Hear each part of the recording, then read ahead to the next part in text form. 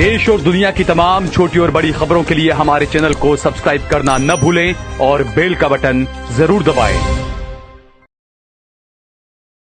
नमस्कार दोस्तों, स्वागत है आपका देश लाइव में और आपके साथ मैं हूं आशिमा त्यागी। दोस्तों, रात के अंधेरे में जब सब सो रहे होते हैं तो युद्ध की सबसे खामोश लेकिन सबसे भयावह आवाज पैदा होती है, मिसाइल की आवाज। आज ऐसी ही एक रात ने तेल अवीव के लोगों को ये एहसास करा दिया कि युद्ध सिर्फ सीमाओं पर नहीं लड़ा जाता है, बल्कि कभी कभी वो सीधे शहरों की सड़कों तक पहुंच जाता है। खबरें सामने आ रही हैं कि ईरान ने एक बेहद खतरनाक क्लस्टर क्षमता वाली बैलिस्टिक मिसाइल दागी, जिसने हवा में टूटकर कई हिस्सों में फैलते हुए बड़े इलाके को निशाना बनाया। और ये जो घटना है वो इसलिए भी महत्वपूर्ण मानी जा रही है क्योंकि रिपोर्ट्स के मुताबिक इसे रोकने में इजराइल के बहुस्तरीय एयर डिफेंस सिस्टम को कठिनाई हुई। तो आज हम पूरा सच जानेंगे और क्या स्थिति वहां पर है सब आपको बताएंगे। लेकिन उससे पहले आप लोगों से अपील, इंसाफ की आवाज को बुलंद करने के लिए और सच्ची पत्रकारिता के लिए हमारा यानी देश लाइव का सहयोग करें। साथ ही डिस्क्रिप्शन में दिए गए लिंक को ओपन कर ज्वाइन बटन दबाकर आप हमसे यानी देश लाइव से सीधा जुड़ सकते हैं। दोस्तों चर्चा में आगे बढ़ते हैं और उस भयावह स्थिति की तरफ चलते हैं जो इस वक्त कहीं ना कहीं वो लोग झेल रहे हैं। इस पूरे घटनाक्रम को समझने के लिए सबसे पहले ये जानना जरूरी है कि ये जो जंग है वो किस मोड़ पर खड़ी है। जब से ईरान इजराइल टकराव तेज हुआ है तब से ईरान मुख्य रूप से ड्रोन और सीमित बैलिस्टिक मिसाइलों का इस्तेमाल करता रहा है। और इन हमलों के अगर पैटर्न की बात करें तो इन हमलों का जो पैटर्न है वो अपेक्षाकृत नियंत्रित था और ज्यादातर निशाना सैन्य प्रतिष्ठान या रणनीतिक ठिकाने होते थे।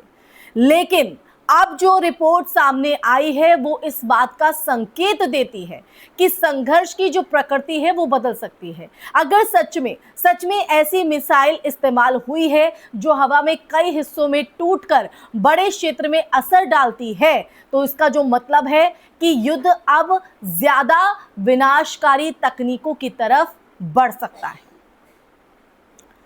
दोस्तों, बताया जा रहा है कि ये जो मिसाइल है वो हवा में जाकर कई हिस्सों में विभाजित हो जाती है और इस तरह की तकनीक को आम भाषा में सबम्यूनिशन या क्लस्टर प्रभाव कहा जाता है। इसका जो उद्देश्य है, इसका जो एजेंडा है, किसी एक छोटे लक्ष्य को नहीं बल्कि एक बड़े इलाके को प्रभावित करना होता है। इसलिए इस तरह के जो हथियार है, इस तरह के हथियारों का जो असर है वो पारंपरिक मिसाइलों की तुलना में अगर देखा जाए तो ज्यादा व्यापक होता है। और यही वजह है कि कई अंतरराष्ट्रीय संगठनों ने क्लस्टर हथियारों को लेकर चिंता भी जाहिर की है, क्योंकि अगर बात करें इनके प्रभाव की तो इनका प्रभाव अक्सर सैन्य लक्ष्य से आगे बढ़कर नागरिक इलाकों तक पहुंच सकता है। अब दूसरी तरफ इजराइल का एयर डिफेंस सिस्टम लंबे समय से दुनिया के सबसे उन्नत सिस्टमों में जो है वो गिना जाता है। आयरन डोम, पेट्रियट और थार्ड जैसे सिस्टम जो हैं मिलकर एक बहुस्तरीय सुरक्षा घेरा बनाते हैं। आयरन डोम मुख्य रूप से अगर हम देखें तो छोटे रॉकेट और ड्रोन को रोकने के लिए बनाया जाता है और पैट्रियट मध्यम दूरी के खतरे को कहीं ना कहीं रोकता है। और थार्ड की बात करें तो थार्ड लंबी दूरी की बैलिस्टिक मिसाइलों को इंटरसेप्ट करने के लिए इस्तेमाल होता है। इसके बावजूद अगर कोई मिसाइल इस रक्षा व्यवस्था को पार कर जाती है तो इसका मतलब ये हो सकता है कि या तो हमला बेहद जटिल था या फिर मिसाइल की तकनीक अलग तरह की थी। दोस्तों, इस घटना के बाद अब एक बड़ा सवाल जो है वो सामने आ रहा है। क्या ये हमला सिर्फ सैन्य संदेश था या युद्ध की दिशा बदलने वाला कदम? हाल ही के दिनों में तेहरान और शिराज जैसे शहरों पर हुए हमलों की जो खबरें हैं वो खबरें भी सामने आई थी। अगर इन हमलों के जवाब में ईरान ने ज्यादा व्यापक असर वाली मिसाइल का इस्तेमाल किया है तो ये प्रतिशोध की रणनीति का हिस्सा भी हो सकता है।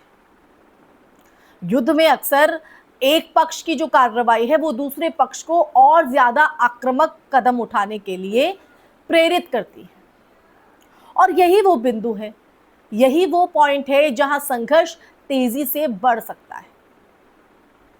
अब दोस्तों ये भी ध्यान देने वाली बात है कि आधुनिक युद्ध अब सिर्फ दो देशों के बीच सीमित नहीं रहता है। इसका जो असर है वो पूरी दुनिया पर पड़ता है।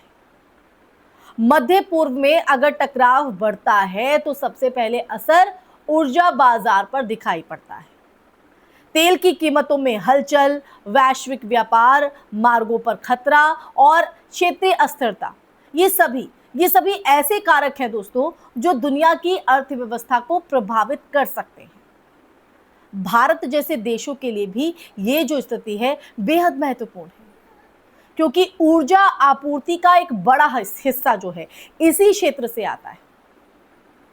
इसलिए आज की जो घटना है, इस घटना को सिर्फ एक सैन्य कार्रवाई के रूप में देखना पर्याप्त नहीं होगा। ये उस बड़े भू राजनीतिक संघर्ष का हिस्सा है जिसमें तकनीक, रणनीति और शक्ति संतुलन लगातार बदल रहा है। हर नई मिसाइल, हर नया हमला और हर नया जवाब इस युद्ध को एक और खतरनाक दिशा में धकेल सकता है। तो इसलिए दोस्तों ये बहुत विकट स्थिति जो है इस वक्त हम देख रहे हैं, और वहां रह रहे लोगों की हालत क्या होगी आप इसी से अंदाजा लगा सकते हैं। इसलिए दोस्तों युद्ध के इतिहास में अक्सर एक पल ऐसा भी आता है जब दोनों पक्ष समझते हैं कि जीत से ज्यादा बड़ी कीमत तबाही की होती है।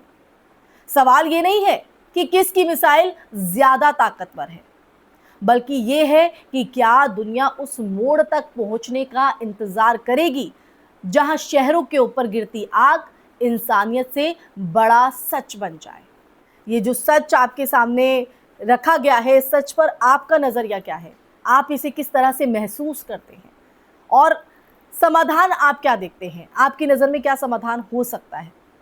कमेंट सेक्शन में कमेंट करके दीजिएगा अपनी राय। इसी के साथ इस चर्चा में फिलहाल के लिए बस इतना ही। इस वीडियो को ज़्यादा से ज़्यादा शेयर भी कीजिएगा दोस्तों। हमारे चैनल देश लाइव को सब्सक्राइब कीजिएगा, क्योंकि देश लाइव का जितना आप सपोर्ट करेंगे, जितना सहयोग करेंगे, उतना ही आपकी आवाज़ बुलंद होगी और उतना ही आप सच से करीब पहुँचेंगे। इसी के साथ आप लोगों से इजाज़त लेना चाहूँगी, फिर हाजिर होंगी ऐसा ही सच का संवाद लेकर। तब तक के लिए अपना ख्याल रखिए। जय हिंद, जय भारत, नमस्कार।